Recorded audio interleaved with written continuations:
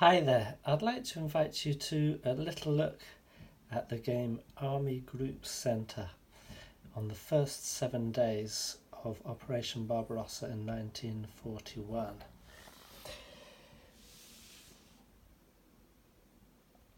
You have impressive smoke and ruin there, troops moving in, perhaps to Minsk.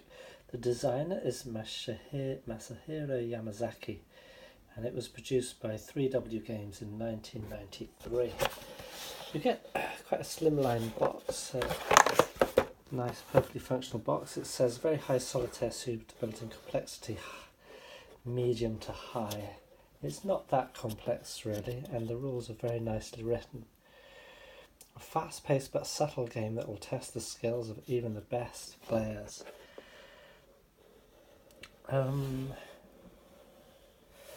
Yes, so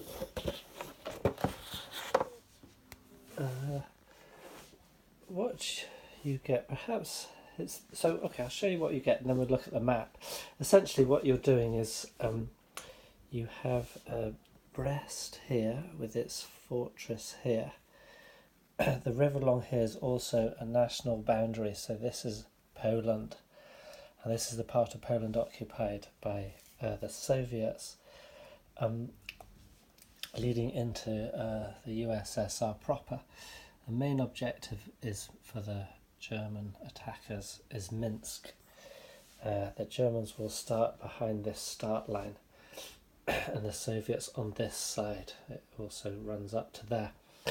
These are defensive emplacements. You can see there's rather large gaps, smaller gaps there in between those defences. So that's the scope of the game. The game actually comes, maybe I should just move this out of the way so you can see the whole map. I'll try to do that without knocking everything down. So you're kind of advancing on a diagonal, so you have game tables here and here. This is not part of the map, but I just put them abutting the map for ease of setup.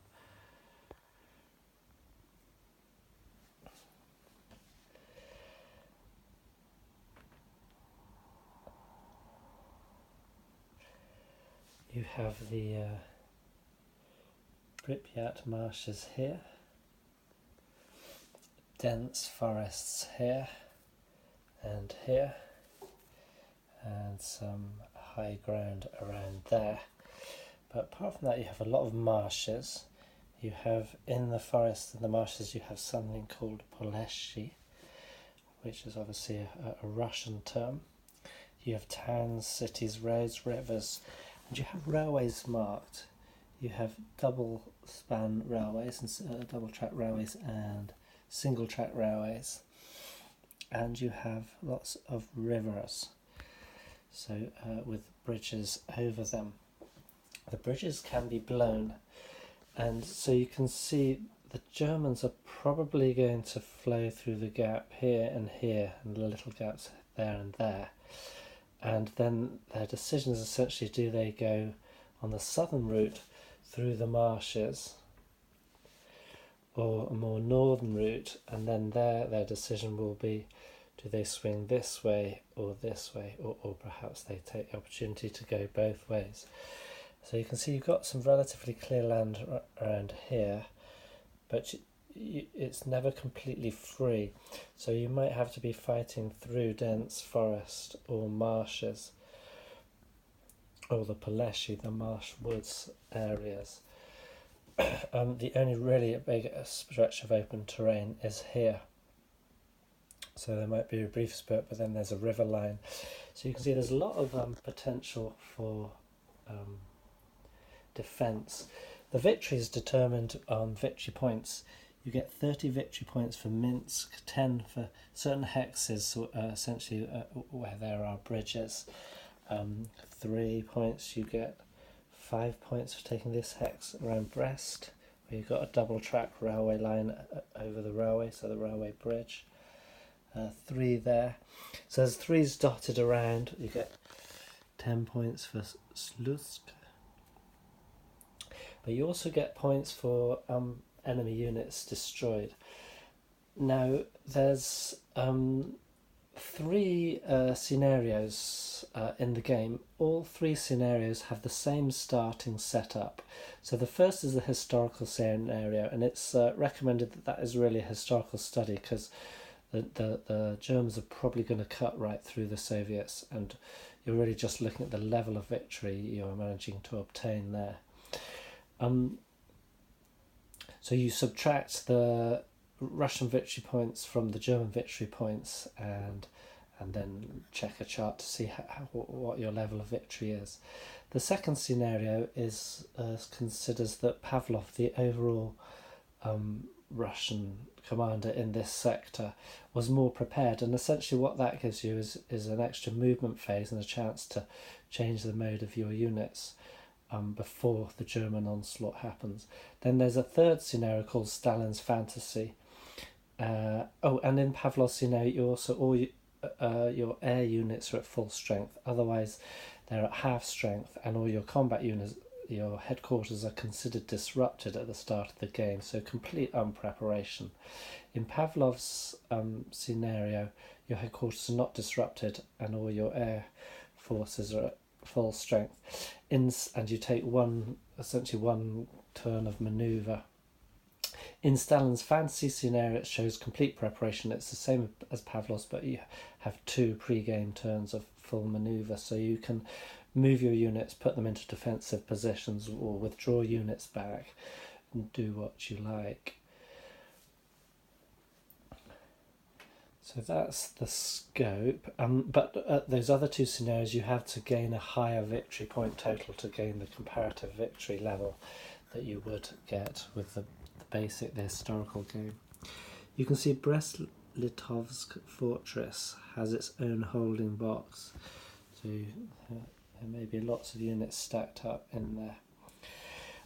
Looking around the map, we see we have Panzer Group 9th Army, Panzer Group 4th Army, and this is how the German organisational display is. So you have Panzer Group 2 under command of Colonel General Heinz Guderian, represented by this unit here, so the name's also written on the back. I'm going to tell you it's interesting that this is a morale value, so his Panzer Group has a certain morale which will affect all the units in it, but I'll just describe the units individually a bit later. Here's the 4th Army under Field Marshal Gunther von Klug. The 9th Army under Colonel General Adolf Strauss. I don't recognise his name. You have Panzer Group 3 under Hermann Hoth. And then you have Field Marshal Albert Kesselring, who's got the Luftflotte, which he can release. And these contain all sorts of aircraft. You've got Dorniers, Stukas, Heinkels, Junkers. Stukas here, Junkers, 88s here, and BFs. Are those Heinkels too? I can't remember. Messerschmitts, 109s, etc., 110s. And you have anti-aircraft units, infantry units, headquarters units, armoured units, mechanised units. And you can see, so each army is divided. You have your army commander, then you have corps headquarters and the breakdown of their units. So here you've got the same kind of breakdowns as here. And do we have any other types of units? Yes, there's one cavalry unit there in Guderian's command. So I'll bring the Soviet units back for us to look at. You can see the Soviets are likewise broken down.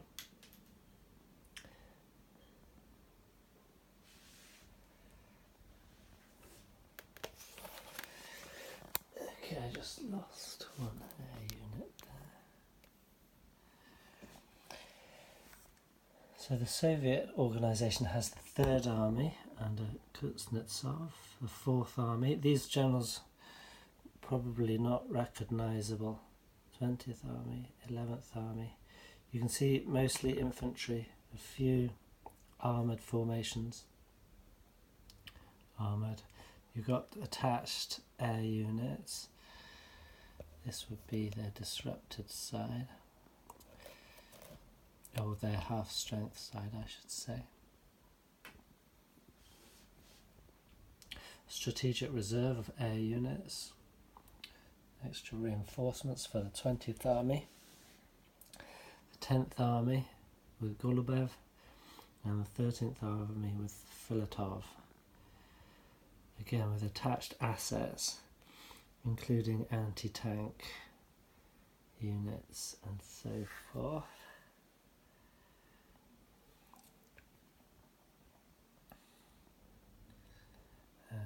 Some more yaks, etc. assets. So the game lasts for 14 game turns. Each turn is half a day, so it's the first 7 days. You have your terrain effects key. Now, I don't know what this is for at the moment. I think it might be... okay, yes. Yes, so this is for recording your the modes, and I'll explain those in a minute. So you have here the divisions breakdown units box. So infantry divisions can be broken down. You have these extra counters. You can break them down to smaller regiments, which could be risky. They might be overrun, but obviously could be helpful. Then you have the Soviet morale level track. So those headquarters units will go on this track, and the morale level may go down. You see, for the Soviets it starts at 7, 6, 7, 6. Germans have like 10, 9, 10, etc. So significant differences there. And here we have what are called the mode counters. So every headquarter and then independent units, like that unit's independent. There's not that many. There's some reserve units there. Reserve units are always in reserve mode, but every headquarter and independent unit is marked with a mode. You have prepared offensive, mobile offensive, stand defense, withdrawal, reserve, and transfer. And on these you have 3 numbers. The first number is your casualty check number. The second number is a morale modifier, and the third number is your movement rate. So none of these units have their movement rate marked on them. Their movement costs are different for foot and mechanised units, but the movement rate will be the same. So if your corps is in prepared offensive, you have a movement rate of 4. If it's in mobile offensive, you have movement rate of 2. And then you just check the movement costs here. Cavalry generally move as motorised, with some exceptions. Okay. So then what happens in attack? I'll show you an attack. So in attack, you check a differential and you find it according to the terrain you're in. Then you roll the die. It's a d10 from 0 to 9. And then on a C, you have to make a loss check. And if it's a number, it's a C with that modifier to the loss check. Now the loss check is for casualties here. And you roll the d10. If you get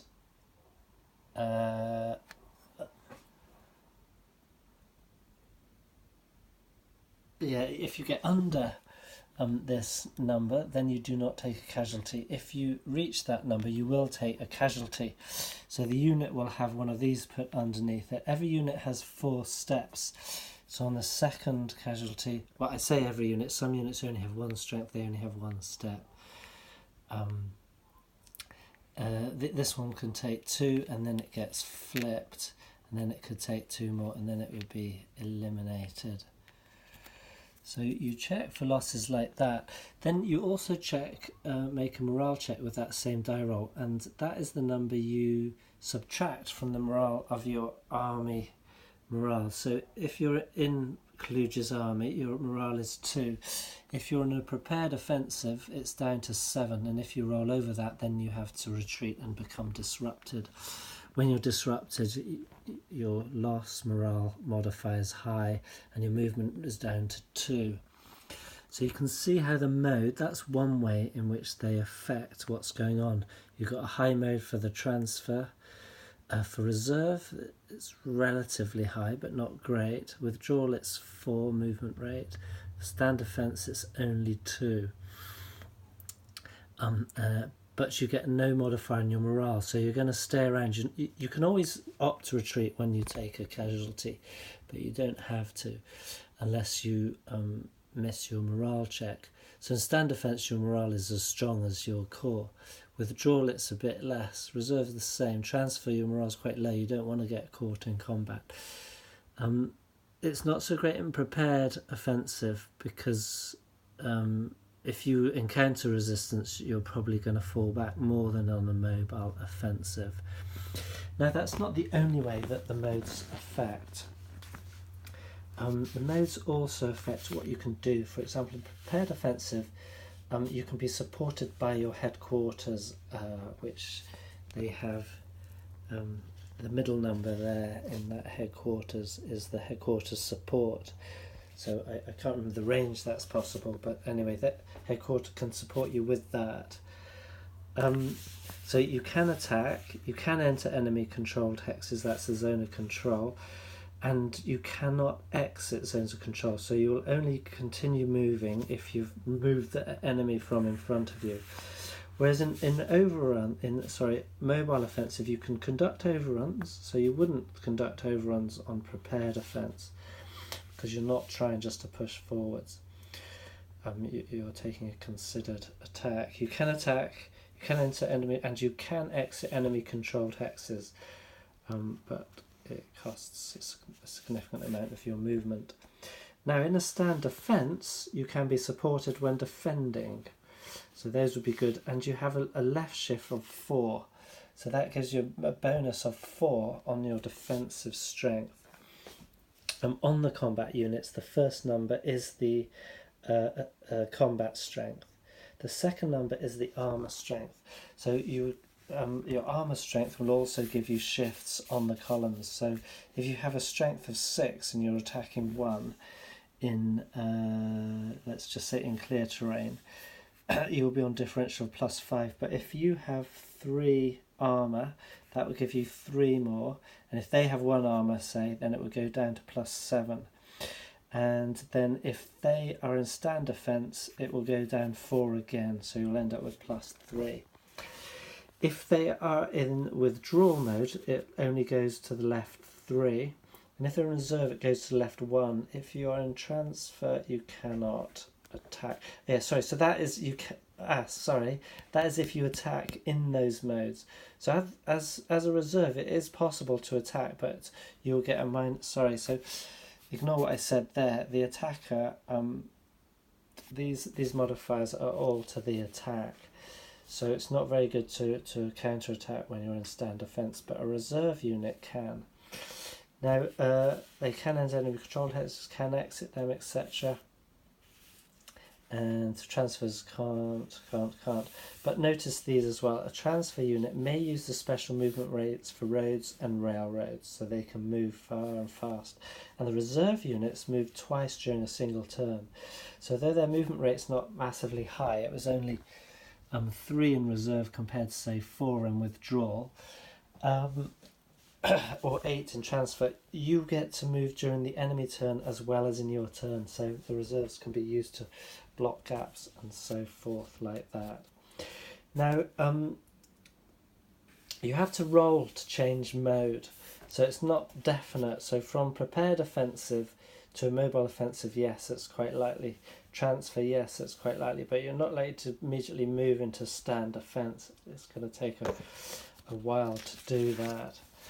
There's another thing that you have to note in that, which is the limits on mode changes, which is that the sequence of play is quite simple. You have a mutual air warfare stage. I'll get to that in a minute. Then the German command decision, that's when you decide on the modes or mode change, and you can also break up down to regiments or build regiments up to their original units. Then you have a combat phase. So combat is before movement. So you will fight, then the Soviet in answer will bring in any reserves they have lurking back there. Then you get your movement. So you can see that reserve movement phase, and having units and reserves can be very helpful. And the mobile offence can conduct overruns here. Then it's a Soviet player turn, and it's the same, except every player turn the Germans get to change mode. The Soviet player only gets to change mode in the PM game turns. Plus, the German player may change the mode of a maximum of 2 corps or independent units per army. So the 4th army, he could change 2 of those, and he got an independent. So the Panzer Group 2 counts as an army. He could change 2 of these corps and the independent per game turn. The Soviet player, on the other hand, is a maximum of 5 corps or independent unit per day in the PM turn. So that's not per army, that's in the whole force.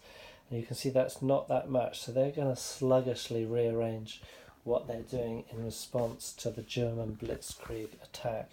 And this is going to be a beautiful way in which that is performed in this game. So the game rules are 20 pages long. You've got almost a page of designer's notes. You've got the setups, 4 pages of setups in those 3 scenarios. Then you've got how you build up, break down units, and reinforcement command. Then you have 2 pages for the air warfare. I'll get to that. Headquarters, terrain.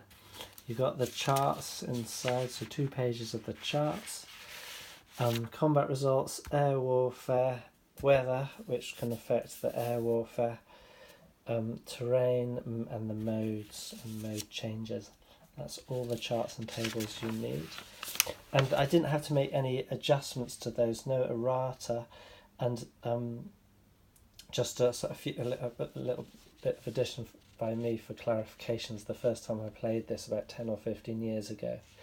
Just to mention, although this was brought out in 1993, it was reproduced by Six Angles, the Japanese wargaming magazine. I believe that it's actually owned by Masahiro Yamazaki.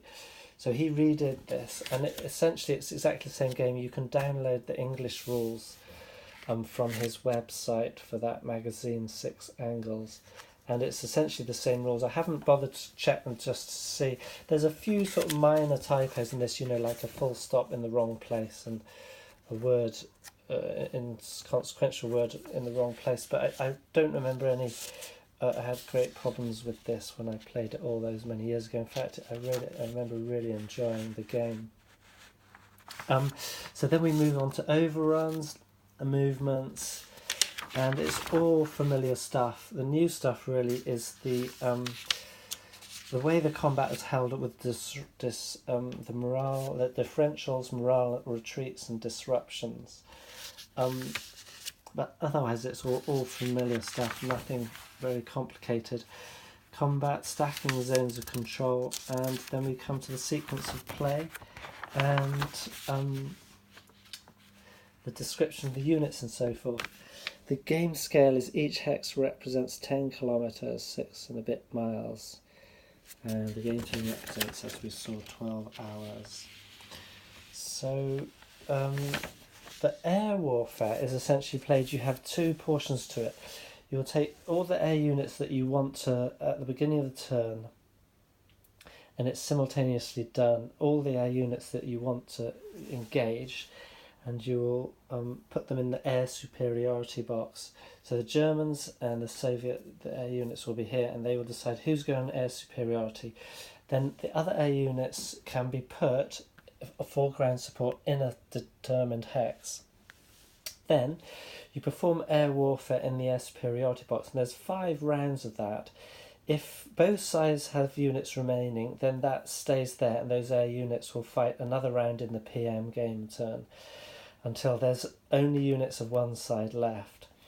Meanwhile, the ground support is the air units have 3 values. One's air attack, one's air defense, and then the other one is the ground support. They call it bombardment interdiction. And essentially what that means is that and then there's their range. So the range is the range in which the bombardment and interdiction is in effect. So it might be 1 hex, or it might be up to 4 hexes around, and that will cause an adjustment to the morale modifier. Remember, in combat, when you took a casualty, you had to check for retreat and disruption. So if you're in an interdiction zone, you're more likely to retreat and become disrupted. Not necessarily to take a casualty though. It doesn't add to the casualty roll. And does it? I can't remember now if it affects. Yes, and then in movement, some ground assault. So we've got air interdiction zones. Yeah, and moving into an air interdiction zone means you have to check for a disruption immediately. Oh no, sorry, and you do add you do add that last number onto the loss check. Yeah, so you're more likely. Okay, that's right. So you're more likely to take a loss if you're being interdicted by air, and if you move into it, you will be likely to become, or you have a chance of becoming disrupted. Now, if this was an air unit with a 4 hex interdiction zone, if this was a headquarters or an anti-air unit, these areas are immune to the effect, except in the movement phase. So any unit, even moving into hexes covered by anti-aircraft, including the headquarters anti-aircraft assets, has to check for disruption, but units in there will be protected in the combat phase against interdiction on their casualty checks. And the weather table just has those 4 levels determining these minuses to the effectiveness of the air interdiction stroke barrage. So that's about it. I don't think I can say any more about the game for now, except it's not got a lot of coverage, and maybe because it's 3W, often they sort of delivered subpar games. This is not one of them, so don't let it get caught up in the mix with the rest of them. From the evocative box cover to the smooth and evocative, I would say, gameplay with these mode markers, it's a different experience from other games, and although it comes from that past era of 1993, people are still playing it today, even if it is only mainly in the 6 angles versions. I believe it is still available for sale on the website, unless they're sold out. But anyway, there are copies out there, and it looks more beautiful in the counters, and the map are the same but have been redesigned, except I think they added some more terrain here and sort of took this terrain off, so I put all the charts into here. I guess this area just never really comes into play, so they just kind of moved all of these over, so it goes, the map doesn't have a funny bite taken out of it. There's no victory points there, although there are a lot around here, so you never know, people might be retreating into here, so for potential for pockets. So I'm going to, as is customary for me, I'm going to film a bit of a playthrough, probably the first 1 or 2 turns, just to show you how the game actually plays out if you don't have an idea from this brief introduction and you're interested to see that. And who knows, I may get carried away, as I often do, and record at points throughout a whole game, including the end, just because it's fun to do that. So that's it for now. This is the game of Army Group Centre, something that I recommend highly.